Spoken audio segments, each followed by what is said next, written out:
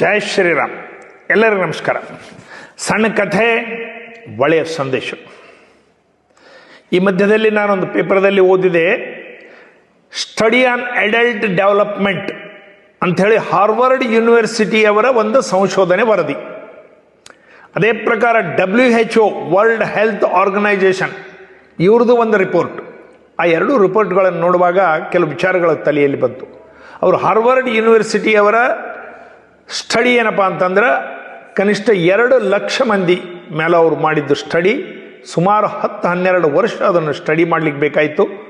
ಅದಾದಮೇಲೆ ಕನಿಷ್ಠ ಅವರು 85ರಿಂದ 90 ದೇಶಗಳು ತಿರುಗಿ ಆ ಸ್ಟಡಿಯನ್ನು ಮಾಡಿದ್ದಾರೆ.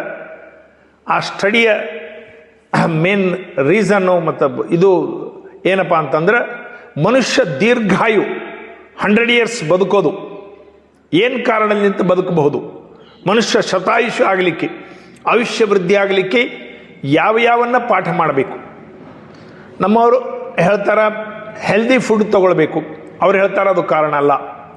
ಅವ್ರು ಹೇಳ್ತಾರೆ ಯೋಗ ಪ್ರಾಣಾಯಾಮ ಧ್ಯಾನ ಮಾಡಬೇಕು, ಅವ್ರು ಹೇಳ್ತಾರೆ ಅದು ಕಾರಣ ಅಲ್ಲ. ಅವ್ರು ಹೇಳ್ತಾರೆ ಡೈಲಿ ರನ್ನಿಂಗ್ ಮಾಡಬೇಕು, ಅವ್ರು ಹೇಳ್ತಾರೆ ಅದು ಕಾರಣ ಅಲ್ಲ. ಅನೇಕ ವಿಷಯಗಳ ಬಗ್ಗೆ ಅವರು ಸ್ಟಡಿ ಮಾಡಿದಾಗ ಅವರಿಗೆ ಗುರ್ತಾಗಿದ್ದೇನಪ್ಪ ಅಂದ್ರೆ, ಸೋಷಿಯಲ್ ರಿಲೇಷನ್ಸ್, ಸಮಾಜದ ಜೊತೆಗೆ ಅವನ ರಿಲೇಷನ್ಸ್ ಚೆನ್ನಾಗಿದ್ದು, ಬಂಧು ಬಳಗ ಸಮಾಜ ಎಲ್ಲರ ಜೊತೆಗೆ ಮಾತಾಡ್ತಾ ನಗುತ್ತಾ ಯಾವ ಮನುಷ್ಯ ಎಲ್ಲರ ಜೊತೆಗೆ ಇರ್ತಾನೋ ಅವನ ಆಯುಷ್ಯ ವೃದ್ಧಿ ಆಗ್ತದ, ಅವನ 100 ವರ್ಷ ಬದುಕಲಿಕ್ಕೆ ಸಾಧ್ಯ. ಈಗ ನೀವು ಯೋಗ ಮಾಡೋದು, ಪ್ರಾಣಾಯಾಮ ಮಾಡೋದು, ಒಳ್ಳೆ ಆಹಾರ ತಿಂಬೋದು, ನೀವು ಹೆಲ್ದಿ ಫುಡ್ ತೊಗೊಬೋದು, ಶ್ರೀಮಂತರು ಮಾಡ್ಬೋದು. ಹಳ್ಳಿಯಲ್ಲಿ ಏನೂ ಇಲ್ಲ, ನಿರ್ಗತಿಕರ ಬಡವರು ಇರ್ತಾರೆ, 70, 80, 90 ವರ್ಷದ ಮುದುಕರು ಇರ್ತಾರೆ. ಅವ್ರಿಗೇನೂ ಗುರ್ತಿರೋದಿಲ್ಲ. ಪಾಪ ಎಲ್ಲರ ಜೊತೆ ಮಾತಾಡ್ಕೋತ ಇದು ಮಾಡ್ಕೋತ ಯಾವುದೋ ಒಂದು ಕಟ್ಟಿ ಕೂತು ಬರೋರಿಗೆ ಹೋಗೋರಿಗೆ ಮಾತಾಡಿಸ್ಕೋತಿರ್ತಾರೆ. ಅವ್ರ ಆರೋಗ್ಯ ಸುಧಾರಿಸ್ತದ. ಅವರು ಹಾರ್ವರ್ಡ್ ಯೂನಿವರ್ಸಿಟಿ ಅವ್ರು ಹೇಳ್ತಾರೆ, ಇದು ಬಹಳ ಅವಶ್ಯಕ ಮನುಷ್ಯಗೆ. ನಿಮ್ಮ ರಿಲೇಷನ್ಸ್ ಚೆನ್ನಾಗಿರಲಿ, ನಿಮ್ಮ ಬಂಧು ಬಳಗದ ಜೊತೆಗೆ ರಿಲೇಷನ್ ಚೆನ್ನಾಗಿರಲಿ, ಅಕ್ಕಪಕ್ಕ ಮನೆಯವ್ರ ಜೊತೆಗೆ ರಿಲೇಷನ್ ಸರಿಯಾಗಿರಲಿ, ಬೇರೆಯವ್ರ ಜೊತೆಗೆ ಮಾತಾಡ್ತಾ ಇರ್ರಿ, ಇನ್ನೊಬ್ಬರ ಜೊತೆಗೆ ಹೋಗ್ತಾ ಬರ್ತಾ ಮಾತಾಡ್ತಾ ಇರ್ರಿ, ಇದು ಅವಶ್ಯಕತೆ ಅಂತೇಳಿ. ನೀವು ಸಮಯ ಸಿಕ್ಕಾಗ ಆನಂದ್ ಅಂತೇಳಿ ಹಿಂದಿ ಸಿನಿಮಾದ ನೋಡ್ರಿ. ಅದರಲ್ಲಿ ರಾಜೇಶ್ ಖನ್ನಾ ಮತ್ತು ಅಮಿತಾಬ್ ಬಚ್ಚನ್ ಪಾರ್ಟ್ ಮಾಡಿದ್ದಾರೆ. ರಾಜೇಶ್ ಖನ್ನಾಂದು ಒಂದು ಸ್ವಭಾವ ಇರ್ತದೆ, ಪಾಪ ಅವನು ಕ್ಯಾನ್ಸರ್ ಆಗಿರ್ತದೆ.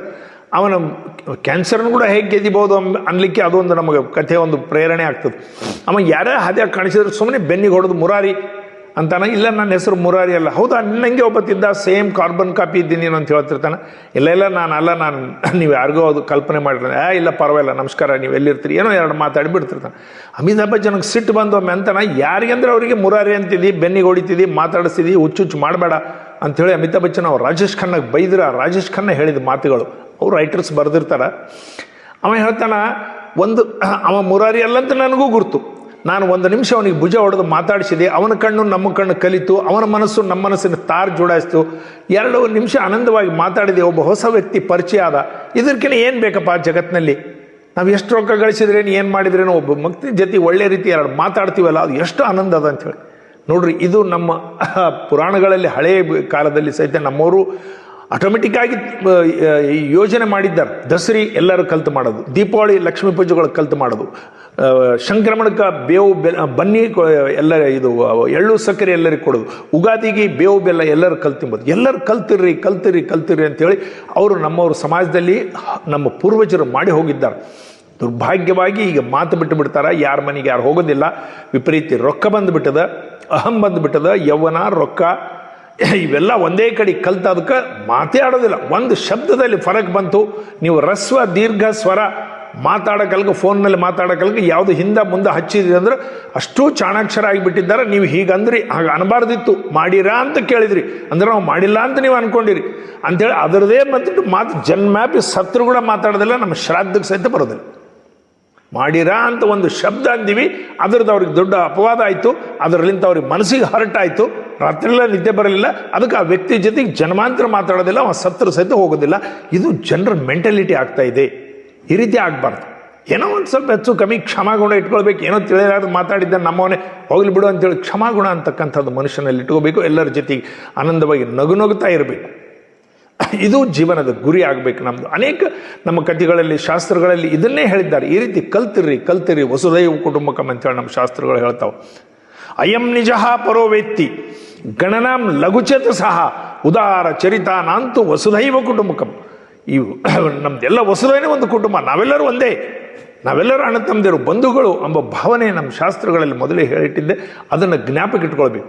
ಇನ್ನೊಂದು WHO world health organisation survey, ಮನುಷ್ಯ ಒಂಟಿ ಆಗ್ತಾ ಇದ್ದಾನೆ. ನಮ್ಮ ಭಾರತದಲ್ಲಿ 146 ಕೋಟಿ ಜನರಿದ್ದಾರೆ. ನಾನು ಒಬ್ಬರ ಭುಜದ ಮೇಲೆ ತಲೆ ಇಟ್ಟು ನನ್ನ ದುಃಖನ ಹೇಳ್ಕೋಬೇಕು, ಒಬ್ಬ ವ್ಯಕ್ತಿ ಸಿಗೋದಿಲ್ಲ. 146 ಕೋಟಿ ಜನರಿದ್ದಾರೆ. ನನ್ನ ದುಃಖ, ಆವೇದನೆ, ನನ್ನ ಮನಸ್ಸಿನಲ್ಲಿರ್ತಕ್ಕಂಥ ಭಾವನೆಗಳು ಅದನ್ನು ಭುಜದ ಮೇಲೆ ತಲೆ ಇಟ್ಟು ಅಣ್ಣ ನನಗೆ ಹೀಗೆ ಪರಿಸ್ಥಿತಿ ಬಂತು, ಅಣ್ಣ ನನಗೆ ದುಃಖ ಬಂತು, ಮಾಮ ನನಗೆ ಹೀಗಾಯಿತು, ಅಕ್ಕ ಹೀಗಾಯಿತು ಅಂತ ಹೇಳ್ತಕ್ಕಂಥವ್ರು ಜನರಿಗೆ ಒಬ್ಬರು ಸಿಗ್ತಾ ಇಲ್ಲಂತ. 800 ಕೋಟಿ ಜನರಲ್ಲಿ 8 ಮಂದಿ ಕೂಡ ಅಂಥವ್ರು ಸಿಗೋದಿಲ್ಲಂತ. ಇದು ಒಂಟಿತನ ಬಹಳ ಆಗಿಬಿಟ್ಟದ, ಅಲೋನ್ನೆಸ್ ಬಹಳ ಆಗಿಬಿಟ್ಟದು. ಅದು ಜಾಪಾನ್ದಲ್ಲಿ ಅವ್ರು ಹೇಳ್ತಾರೆ, WHO ಜಾಪಾನ್ದವರು ಕ್ರೈಮ್ ಮಾಡ್ಲಿಕ್ಕಂತಾರಂತ. ವೃದ್ಧರು ಮನೆಯಲ್ಲಿ ಯಾರು ಮಾತಾಡಿಸ್ತಾ ಇಲ್ಲ, ಹೊರಗೆ ಯಾರು ಮಾತಾಡಿಸ್ತಾ ಇಲ್ಲ, ಯಾರ ಮನೆಗೆ ಯಾರು ಬರ್ತಾ ಇಲ್ಲ, ಎಲ್ಲರೂ ಬಾಗಿಲುಗಳು ಹಾಕೊಂಡು ಕೂತ್ಬಿಟ್ರೆ, ಏನನ್ನ ಕ್ರೈಮ್ ಮಾಡಿಬಿಟ್ರೆ ಜೈಲಿಗೆ ಒಯ್ದು ಹಾಕ್ತಾರೆ. ಜೈಲಿನ ಕೈದಿಗಳ ಜೊತೆಗೆ ಮಾತಾಡ್ಬೋದು, ಕೂಡ್ಬೋದು, ಹೊತ್ತುಗಮಣಿ ಆಗ್ತದೆ ಅಂಥೇಳಿ. ನೋಡ್ರಿ ಅವ್ರದ್ದು ಎಷ್ಟು ಇದರಲ್ಲಿಂತ ತ್ರಾಸ ಆಗ್ತದೆ ಒಂಟಿತನ. 40% ಜನರು ಭಾರತದಲ್ಲಿ ಸಹಿತ ಇವತ್ತಿನ ದಿವಸ ಒಂಟಿತನದಿಂದ ಬಹಳ ಬಾಧೆ ಪಡ್ತಾ ಇದ್ದಾರಂತ. ಯಾರೂ ಮಾತಾಡಿಸ್ತಿಲ್ಲ, ನಮ್ಗೆ ಯಾರೂ ಬರೋದಿಲ್ಲ. ವೃದ್ಧರಂಕರು ಮನೆಯಾಗ ಬಹಳ ಮಂದಿ ಪಾಪ, ಬಾಯಿ ಮುಚ್ಚಿ ಸುಮ್ ಕೊಡು, ಎದಕ್ಕೆ ಹೋದಿರ್ತೀವಿ, ಕೂತಿರಲ್ಲ ಇಲ್ಲಿ ಕೊಡು, ಊಟ ಆಯ್ತಲ್ಲ ನಿಂದು, ಕುಡ್ದಲ್ಲಿ ಚಹಾ ಆಯ್ತಲ್ಲ, ಸುಮ್ಮನೆ ಏನು ಪಾಪ ಆ ರೀತಿ ವೃದ್ಧರಿಗೆ ಮಾತಾಡಿದ್ರು. ಚಹಾ ಊಟ ಮಹತ್ವ ಅಲ್ಲ, ಬಗಲಾಗ ಕೂತ್ಯಾರ್ಡು ಮಾತಾಡ್ರಿ, ಬಗಲಾಗ ಕೂತ್ಯಾರ್ಡು ವಿಷಯಗಳನ್ನು ಹೇಳ್ರಿ. ಏನು ವಿಷಯಗಳನ್ನು ಹೇಳ್ರಿ? ತಾಯಿ ತಂದಿ ಮನೆಯಲ್ಲಿರ್ತಕ್ಕಂಥ ವೃದ್ಧರು ಯಾರೂ ಬರ್ತಾ ಇಲ್ಲ, ಯಾರೂ ಬಗಲಾಗ ಬರ್ತಾ ಇಲ್ಲ. ಈ ಒಂಟಿತನ ಭಾಳ ಕಾಡ್ಲಿಕ್ಕತ್ತದ. ಇದರಲ್ಲಿಂದ ಮನುಷ್ಯರು ಯಾವುದೋ ಒಂದು ರೋಗಗಳಿಗೆ ತುತ್ತಾಗಿ ಜಲ್ದಿ ಸಾಯ್ತಾ ಇದ್ದಾರೆ. ಅದು ವರ್ಲ್ಡ್ ಹೆಲ್ತ್ ಆರ್ಗನೈಸೇಷನ್ಸ್ ಅವ್ರ ಸರ್ವೆ. ಇವೆಲ್ಲ ಸರ್ವೆಗಳು ಮಾಡಿ ಅವರೇನು ಹೊಸದಾಗೇನು ಹೇಳ್ತಾ ಇದ್ದಾರೆ, ನಮ್ಮ ಪೂರ್ವಜರು ನಮಗೆ ಹಿಂದಕ್ಕೆ ನಮ್ಮ ಜೀವನ ಪದ್ಧತಿಯಲ್ಲಿ ಕಳಿಸಿದ್ದಾರೆ. ಮನೆಯಲ್ಲಿ ಹುಡುಗ ಇದ್ದಪ್ಪ ಅಂದ್ರೆ ತಂದೆ ಹೊಡೆದ್ರೆ ದೊಡ್ಡಪ್ಪ ಕರೆದೇ, ಬಾ ನಿಮ್ಮ ಅಪ್ಪಗೆ ಭಾಳ ಆಗ್ಯದ, ಹೊಡಿತೀನಿ, ನಿಮ್ಮ ಅಪ್ಪಗೆ ನಾವು ಹೊಡಿತೀನಿ ಬಾ ಅಂಥೇಳಿ ಅವಾಗೆ ಧೈರ್ಯ ಕೊಡೋರು.